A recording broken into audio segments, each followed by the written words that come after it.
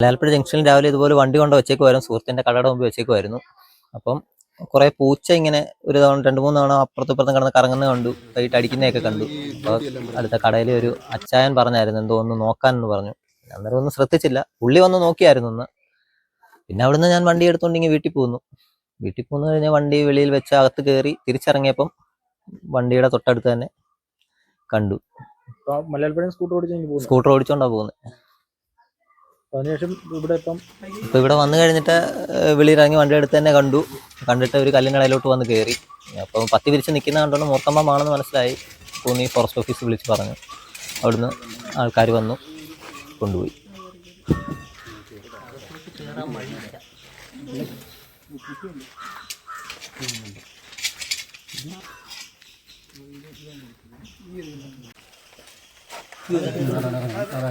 അങ്ങോട്ട് ആ സൈഡ് നോക്കും.